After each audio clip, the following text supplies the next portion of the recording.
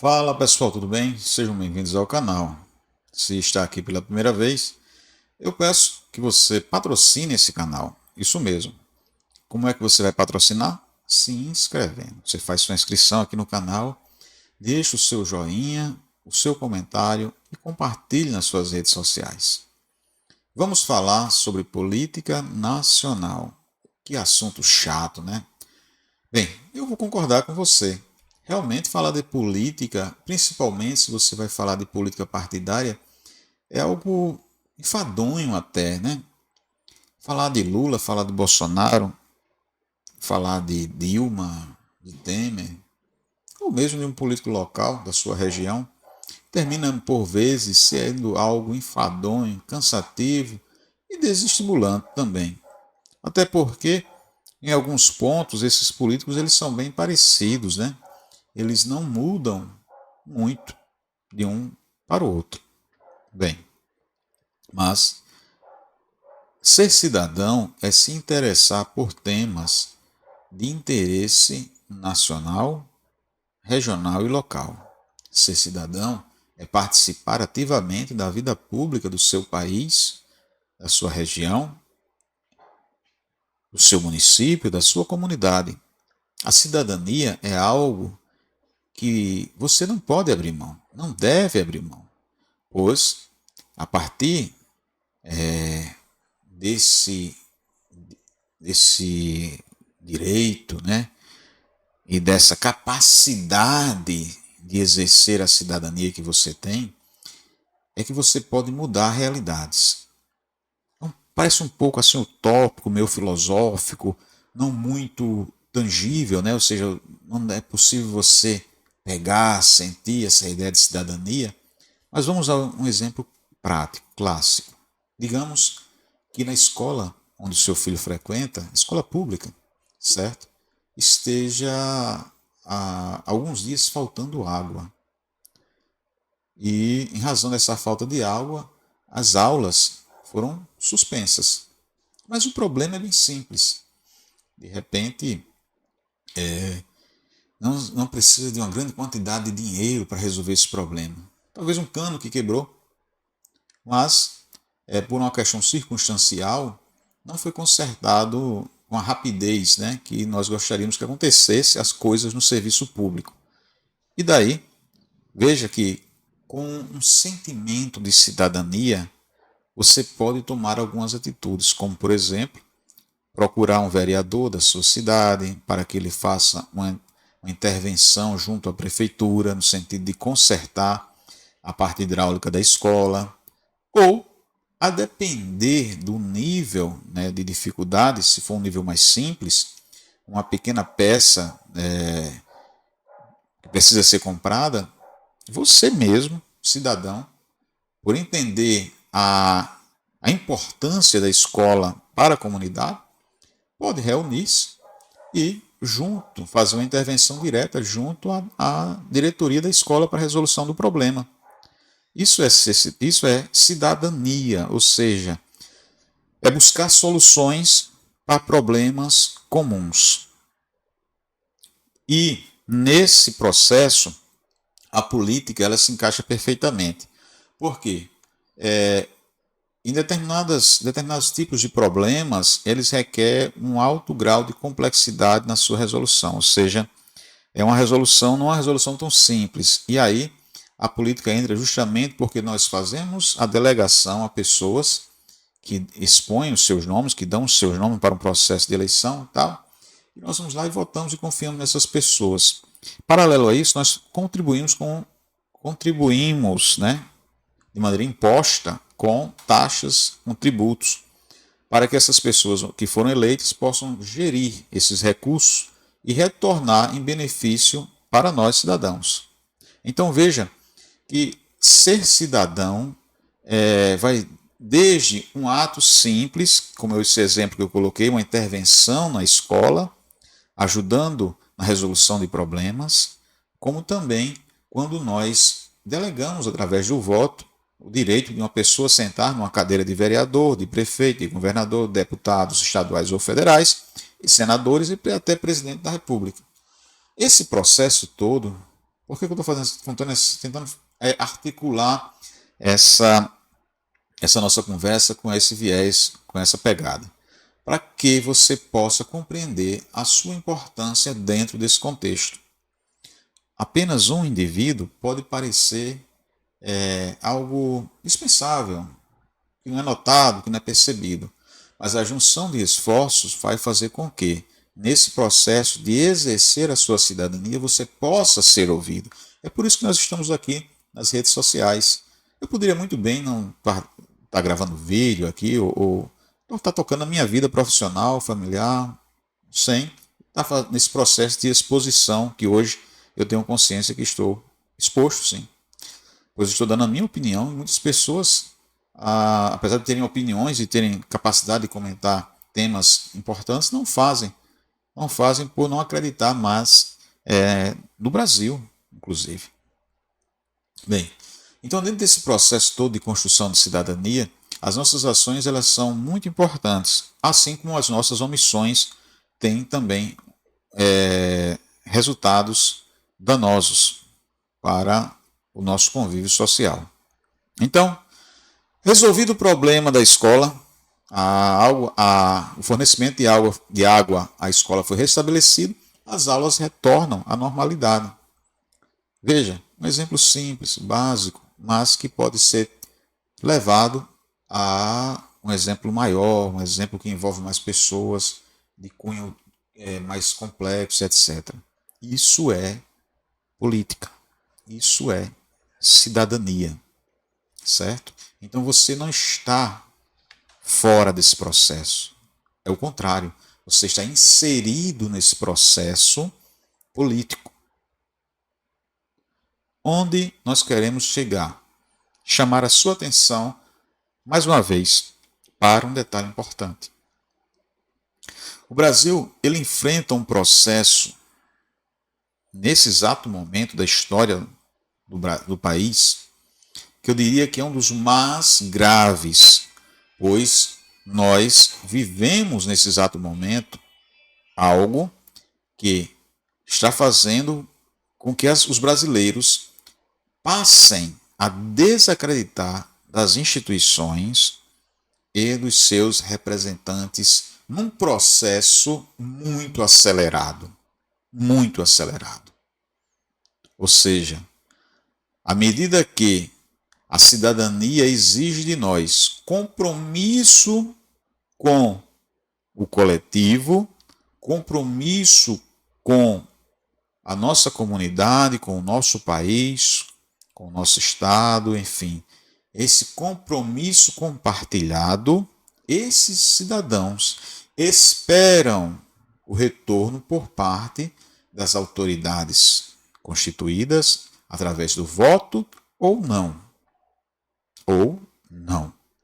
À medida que alguém senta em uma cadeira, seja ela por um processo de eleição, sufrágio universal, ou por indicação, escolha realizada por uma autoridade constituída, ele deve retornar um serviço de qualidade a este cidadão. A premissa básica desse retorno é o respeito à lei, o respeito à norma, o respeito àquilo que foi estabelecido como instituto jurídico, votado pelo Congresso Nacional, ratificado pela Presidência da República e executado pelo Poder Judiciário. Falando assim, teríamos um Estado perfeito. Ocorre que é com imperfeitos que nós vamos lidar. E ao imperfeito deve ser dado e deve-se ter o controle dos seus atos e ser feita a devida correção das suas ações, para que possamos mitigar um pouquinho essa imperfeição daqueles que ocupam as funções públicas em nosso país. Nesse contexto, nós temos que considerar que servidor público ele está ali com uma missão nobre, retornar ao cidadão um serviço de qualidade, de qualidade.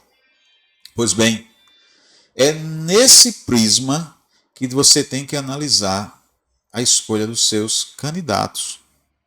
É sob esse prisma que você tem que analisar o comportamento da promotoria, o comportamento do judiciário, o comportamento da Secretaria de Saúde, o comportamento das instituições policiais, o comportamento da comunidade escolar, que envolve pais, alunos, professores, diretores, currículo escolar que é montado.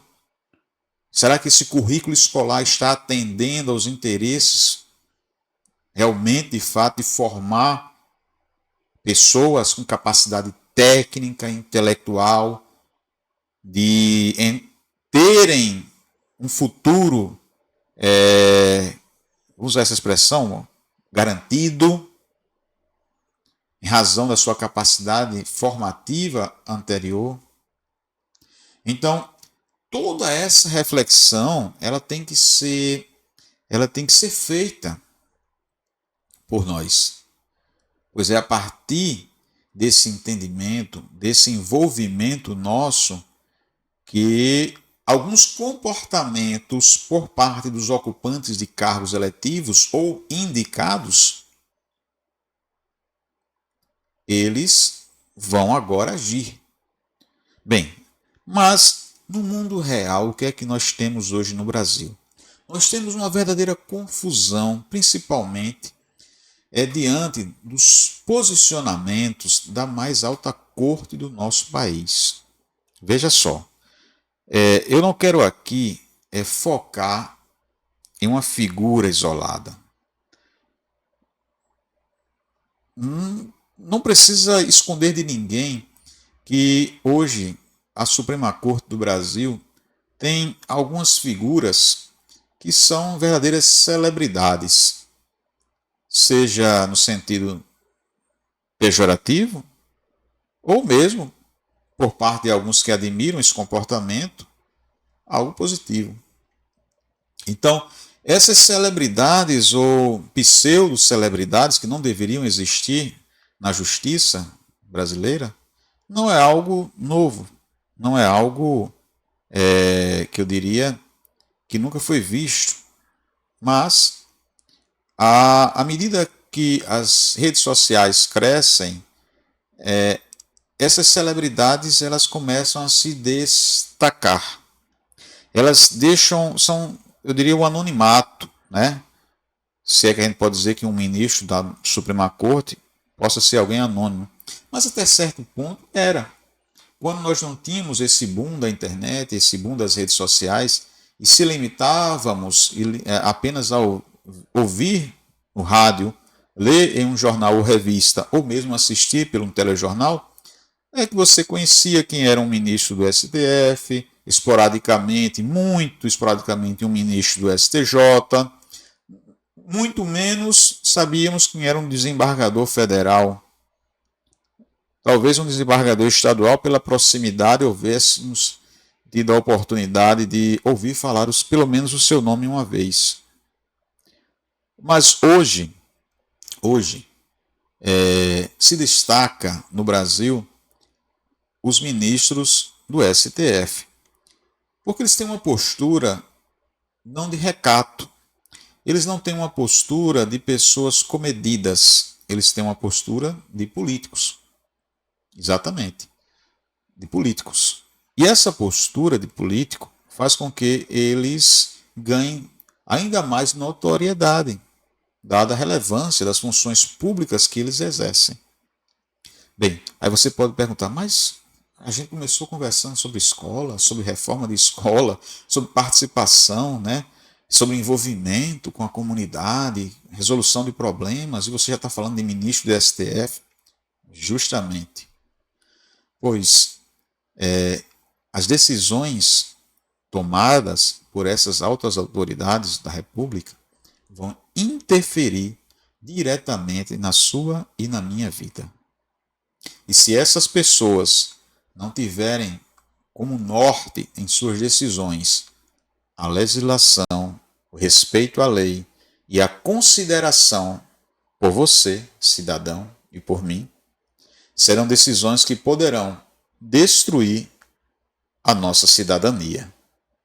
Isso mesmo, poderão destruir a nossa cidadania, fazendo com que tudo aquilo que nós sonhávamos, imaginávamos, pensávamos acerca de um país melhor para os nossos filhos, netos, não aconteça. E aí, eu quero tratar com você justamente de um detalhe importante. E aí eu vou retomar o exemplo da nossa conversa, da escola. Lembra que eu falei que a escola estava com um problema de abastecimento de água. E que se esse problema fosse de fácil resolução, teria alguns caminhos imediatos. Você procurar um vereador, procurar a Secretaria de Educação para saber o que estava acontecendo e solicitar a resolução. Esse caminho é um caminho que pode ser rápido, mas pode ser menos rápido do que uma intervenção direta junto à direção da escola. De repente, um registro está quebrado, fazendo com que esse fornecimento tenha sido interrompido e a direção da escola não tem recursos para repor. E você, num ato de hombridade, de interesse social, foi lá e fez a reposição. Veio um técnico da prefeitura ou contratado por maneira particular e consertou e foi restabelecido o abastecimento de água da escola. Isso é intervenção direta em algo coletivo. Intervenção direta em algo coletivo. Ocorre que essa mesma intervenção, ela pode ser, você pode expandir para algo mais complexo. Isso mesmo. Observe que se você não tivesse tido a atitude, nesse nosso exemplo, se não houvesse tido a atitude de procurar resolver o problema para que as aulas retornassem à sua normalidade, as aulas voltassem a acontecer, a escola continuaria sem funcionar, afetando diretamente toda a comunidade escolar, principalmente os alunos, que são os mais prejudicados no seu processo de formação intelectual. Pois bem, a mesma historinha serve para decisões tomadas por altas autoridades da República. Isso mesmo. Então, as decisões que essas autoridades tomam vão refletir em toda a conjuntura social do país, fazendo com que essas medidas possam causar danos irreparáveis. Isso mesmo, irreparáveis. E isso ocorre quando, na separação de poderes, certo? Um poder passa a interferir no outro. Vamos lá. Você ajudou a consertar, a sanar o problema hidráulico na escola. Só que tem um detalhe. O seu limite foi procurar a direção, oferecer ajuda, mas a decisão partiu da direção da escola. A resolução do problema partiu de quem tinha a responsabilidade direta, objetivamente falando. Ela soube aproveitar a oportunidade da ajuda e deu encaminhamento para a resolução do problema. Ou seja, você não fez uma intervenção direta, você auxiliou na resolução de uma questão, de uma problemática. É mais ou menos isso que deve acontecer entre os poderes da República, para que eles possam conviver e estarem em harmonia e serem respeitados e respeitarem.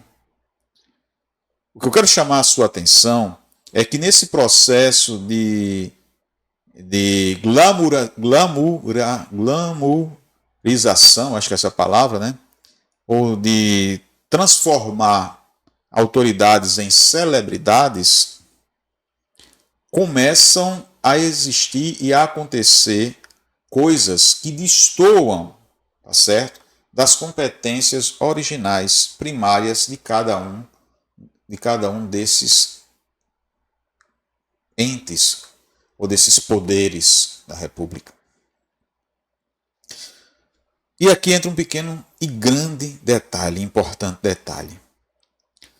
O legislativo e o executivo são dois poderes que são constituídos por políticos, que são votados, que são escolhidos nas urnas para exercerem um mandato temporário. Ou seja, no caso dos deputados e do presidente da República e vice-presidente, 4 anos.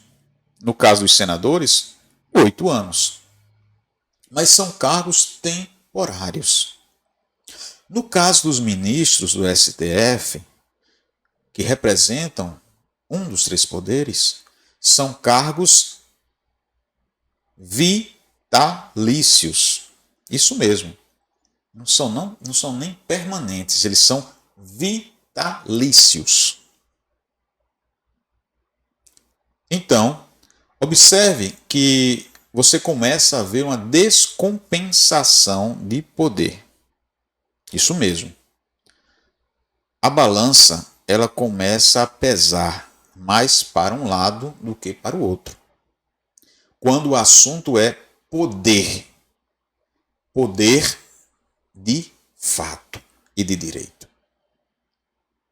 Então, dos 3 poderes da República, executivo, legislativo e judiciário, o judiciário termina sendo o poder com mais poder. Certo? Pois ele não depende de passar pelo crivo, pela avaliação da população a cada nova eleição.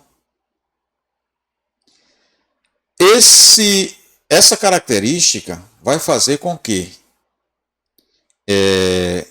um determinado grupo de servidores públicos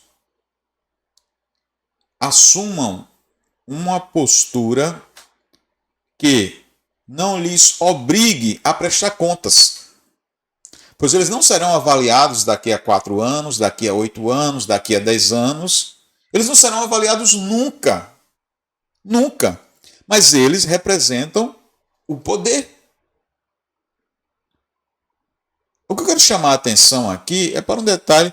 Eu não estou analisando aqui da perspectiva que ele tem que ter realmente a garantia que será irremovível, que não deixará o cargo, etc. Não é isso, porque ele vai julgar. Ao mesmo tempo que ele senta e coloca uma capa para julgar, ele também representa um poder. E aí, fazer essa separação entre vocês ter suas ações comedidas, equilibradas, justas, equânimes, e não querer ser um agente político, parece ser algo realmente que vai exigir dessas pessoas imperfeitas, como todos nós, que elas têm uma postura diferente. Ou seja, dos deputados e dos senadores, nós esperamos uma postura. Dos magistrados, outra postura totalmente diferente. Pois eles não estarão nas urnas daqui 4 anos ou daqui 8 anos para serem novamente avaliados pelos eleitores.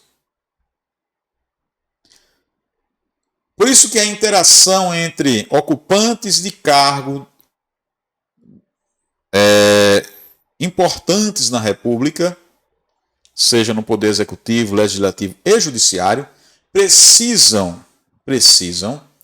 se aterem às suas competências diretas e, objetivamente, respeitarem os limites que cada uma das funções lhes impõe. E aí entra mais uma vez a historinha de consertar o problema do fornecimento de água da escola. Onde eu quero chegar com toda essa construção, dessa explanação e desse diálogo, dessa conversa aqui com você? Bem simples. Quando o executivo perde o protagonismo de realizar, e esse protagonismo ele é ofuscado pelo Congresso Nacional, que abocanha boa parte do orçamento em emendas parlamentares, seja elas individuais, de bancadas e etc., ou até como ficaram conhecidas emendas PIX, ou emendas secretas e etc. E do outro lado, o Poder Judiciário começa a ditar como as coisas devem ser executadas pelos governos.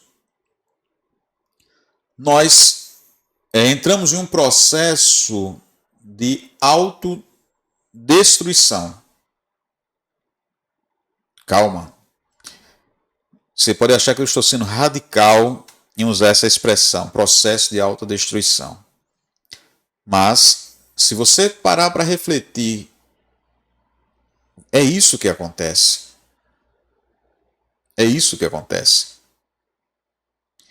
Pois, quando nós votamos para um ocupante do cargo executivo, espera-se que ele realmente realize, que ele faça com que os impostos que nós pagamos retornem em obras das mais diversas e com as mais diversas finalidades e funções para melhorar a vida do cidadão. Então, quando o legislativo começa agora a executar, ofusca o executivo. Porque o protagonismo deixa de ser do executivo e passa agora para o legislativo, que deveria principalmente, ou primordialmente, ou essencialmente, ou objetivamente fiscalizar a execução. Do outro lado, você tem o judiciário, que não foi votado, que não foi eleito, e cuja função não é criar leis, nem tampouco executar obras, mas começa a dizer o que deve ser feito, como deve ser feito e quando deve ser feito. Por quê? Porque lembra da historinha da balança que pesa mais para um lado do que para o outro? O Poder Judiciário detém uma capacidade que nem o Executivo, nem o Legislativo tem, que é aquilo que eu vou chamar de poder da caneta. Isso mesmo, o poder da caneta. Há uma expressão bem conhecida que diz assim, olha, decisão judicial não se questiona, se cumpre. E se há de questioná-la, você vai recorrer. Vai entrar com ação, um recurso contra aquela decisão judicial. E o que nós temos visto no Brasil? É o ofuscamento, o rebaixamento do poder executivo e do poder legislativo pelo poder judiciário. E isso é perigoso e nós não sabemos onde pode parar e quais consequências surgirão, advirão, hão de advir desse comportamento. Por isso, mais uma vez eu repito, a sua participação no processo político brasileiro, ela é importantíssima. E quando eu digo no processo político, eu não estou dizendo PT, PL, PSDB, MDB, PSOL, Rede, Sustentabilidade, Podemos, União Brasil, eu não estou falando de partido político. Eu estou falando de análise contextual. Eu estou falando de se importar por aquilo que vai te afetar diretamente.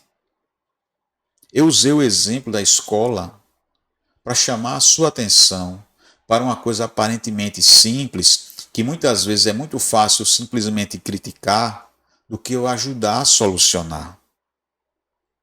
Se eu fui lá, interagi com a direção da escola, conheci o problema e propus uma solução que foi acatada e o problema foi resolvido, toda a comunidade escolar foi beneficiada. Quando eu digo eu, pode ser um grupo de pais, um grupo de vizinhos da escola, que foram lá e resolveram ajudar a escola de alguma maneira.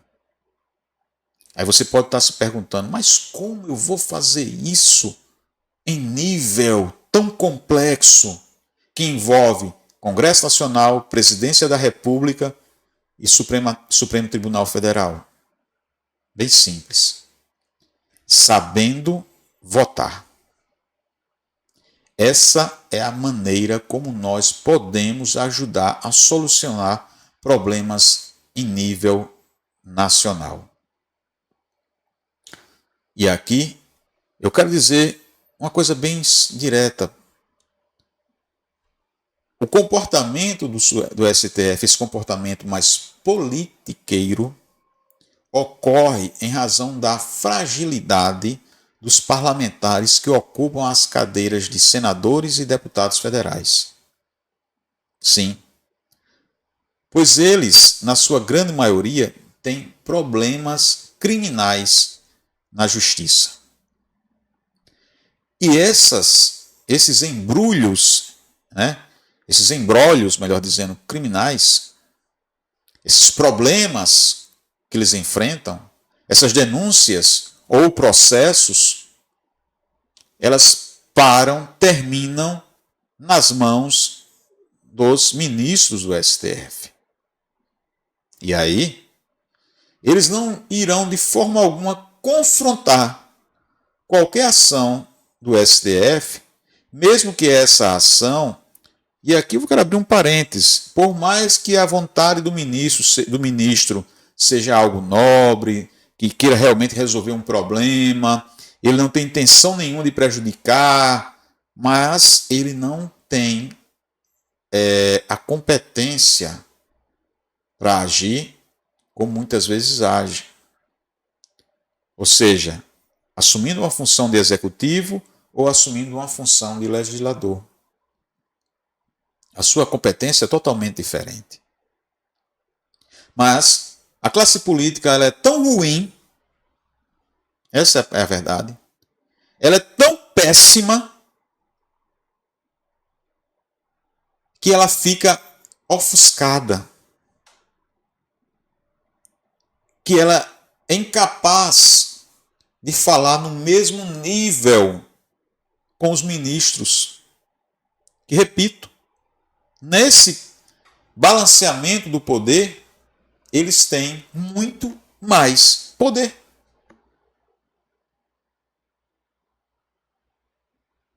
Ora, e eles não pediram para ter esse poder. Foram os próprios políticos que deram esse poder.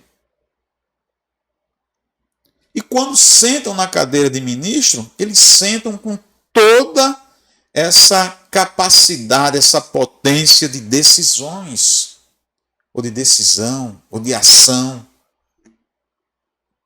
sem nenhum nível de balanceamento ou controle das suas ações. Repito, pois eles não prestarão contas à população em nenhum momento. Em nenhum momento.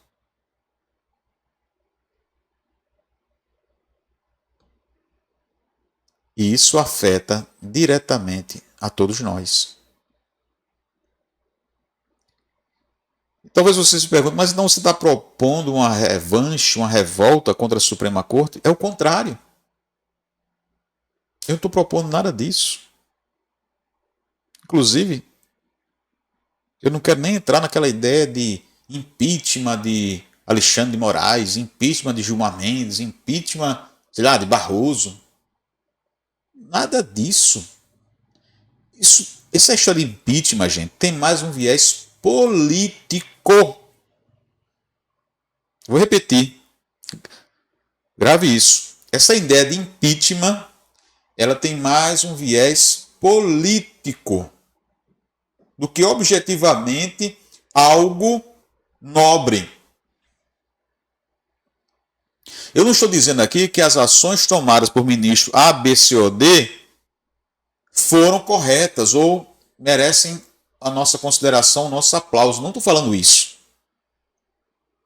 Eu estou querendo dizer que aquilo que é vendido por um determinado segmento político, seja hoje o da direita e amanhã o da esquerda, como já foi no passado, que queriam empichar ministros e hoje estão aplaudindo, tem um viés político.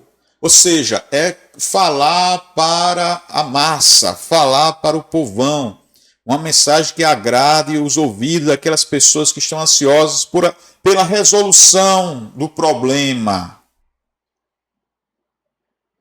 Mas como nós vamos resolver o problema? E aqui vou sempre retomar o exemplozinho bem simples, né? Até muito sem graça da escola, mas que é prático.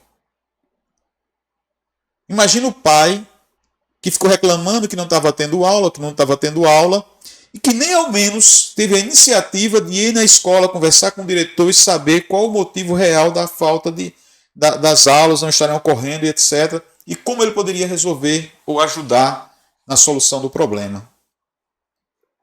O mesmo ocorre e vai ocorrer daqui a alguns meses, em 2026, quando nós formos lá na sessão eleitoral e digitarmos os números dos nossos candidatos ao governo do Estado, à Assembleia Legislativa, à Câmara dos Deputados, ao Senado da República e à Presidência da República. Como nós queremos que haja alguma mudança, como nós queremos que haja equilíbrio entre os poderes, como nós desejamos que o Congresso seja protagonista da fiscalização e que as contas públicas tenham realmente, ou sejam realmente executadas com nobreza. Como nós vamos querer que um governador, que um presidente da República seja uma pessoa íntegra se nós votamos um camarada que foi condenado na justiça por corrupção? Como exigir mudança se nós aplicamos a mesma fórmula da última escolha? Vocês percebem? Ou seja, eu preciso entender que eu tenho que ter interesse na resolução do problema, porque envolve toda uma coletividade. Vou usar uma expressão que é muito comum pela esquerda, muito usada, né? Coletivo, coletivo A, o coletivo B. Mas a ideia de sociedade é essa. Ou seja, o pequeno ajuste que eu faço na escola, junto à direção, para resolver um problema, vai refletir em toda uma comunidade. E o seu voto em um candidato cujas ideias são apenas de manutenção de poder, vai perpetuar esse estado de coisas que nós estamos vendo. Então cite nomes, vamos lá. Imagine que nós gostaríamos que houvesse uma mudança de comportamento do Congresso Nacional em relação a determinados temas caros para a democracia de verdade, como, por exemplo, a anistia aos que estão sendo condenados de maneira injusta. Como, por exemplo, maior equilíbrio entre os poderes. Como, por exemplo, a capacidade de termos um país realmente focado no desenvolvimento, na infraestrutura, no melhoramento dos serviços públicos e, sobretudo, no incentivo ao empreendedorismo. Mas aí, o que acontece? Eu não posso mudar o STF, porque eles têm características muito diferentes do Congresso e da Presidência da República. Então, assim, veja que eles são praticamente impossível de serem removidos. Quase que impossível de serem removidos. Mas já o Congresso e o Executivo não. Mas aí nós costumamos ver uns Liras da vida, um Renan Calheiros da vida, um Alcolumbre, que retornou a ser presidente do Senado e, por sua vez, do Congresso Nacional. E aí você vê PL, PT, não sei mais quem, se unirem, se reunirem para escolher o Hugo Mota. Eu não estou avaliando a capacidade de Alcolumbre ou a capacidade de Hugo Mota de se articular internamente, nada disso. Eu gostaria que vocês entendessem que vai além disso aí. Eu estou falando que é a mesma fórmula. Então não tem como ter mudança.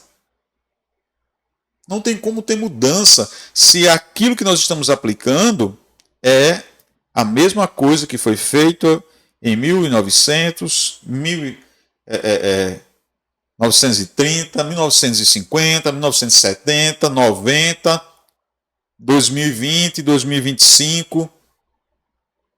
E vamos replicar em 2026? Esse é um processo de análise, de reflexão. Por quê? Porque esses representantes eles são escolhidos nos estados. E aí, vamos ver os tiriricas. Não o tiririca da perspectiva do artista, mas do político, voltar ao Congresso Nacional. E aí eu quero qualidade. E aí eu desejo mudança. Gente, não vai acontecer. Não vai acontecer. Porque são coisas, na sua grande maioria, pontuais. Pontuais. Veja só. Se não houver um interesse popular pela anistia dos condenados no 8 de janeiro, apenas extravagantes, exageradas, seja lá o que for, o Congresso não vai mudar. Hugo Mota não vai pautar. Alcolumbre, muito menos. Por tudo aquilo que vocês já estão cansados de saber, eu só fiz repetir aqui o que todos nós estamos acostumados a ouvir, mas é preciso que a gente repita, para que haja um processo de amadurecimento, de conscientização política e, quem sabe, pequenas mudanças e escolhas comecem a acontecer com mais racionalidade em 2026. Porque, gente, nem tudo que aparenta para a gente na mídia, na internet, nos discursos inflamados, seja de um político X da direita ou um político Y da esquerda, representa, de fato, o que está acontecendo.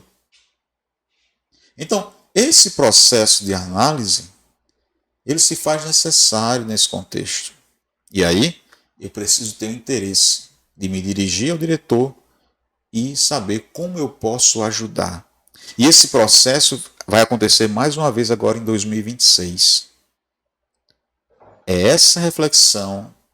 Eu sei que me alonguei bastante nesse vídeo, espero ter atingido aqui de alguma forma o objetivo de compartilhar com vocês a minha preocupação. Eu sou bem sincero em dizer a todos vocês, Se você está esperando anistia, sem participar, sem se interessar, sem mobilização, não vai acontecer. Não vai acontecer. Nós já temos 188 apoiadores para o requerimento de urgência para tratar da anistia. São necessários 257. Mas isso aqui não representa ainda a anistia. É apenas para que seja dado mais uma celeridade ao andamento dessa conjuntura dentro do Congresso Nacional. Ou seja, é para transformar a pauta da anistia em uma pauta de urgência. Veja a dificuldade que é. 257 deputados precisam assinar que esse projeto de anistia ele é urgente. Até agora apenas 188 assinaram.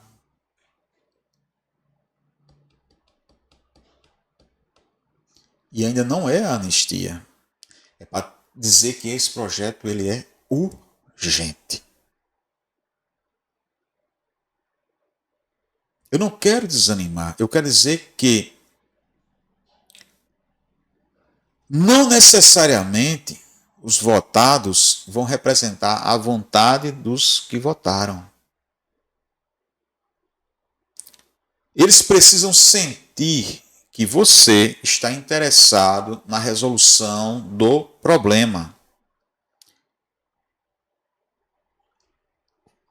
Gente, basta ver o que aconteceu em 92 com o Fora Collor, com o Fora Dilma. A mobilização das pessoas nas ruas é que vai ditar o ritmo do Congresso Nacional. Fora isso, a sua participação em uma escolha mais racional dos candidatos a deputado federal e ao Senado é que vai mudar a cara do Congresso Nacional. Imagine que Alcolumbre foi reeleito. Aí eu lhe pergunto, mudou o que para o estado do Amapá? Absolutamente nada. Vai mudar o que o retorno de Alcolumbre à presidência do Congresso Nacional? Se não tiver uma mobilização social a nível de Brasil por pautas caras e importantes. Absolutamente nada. Nada.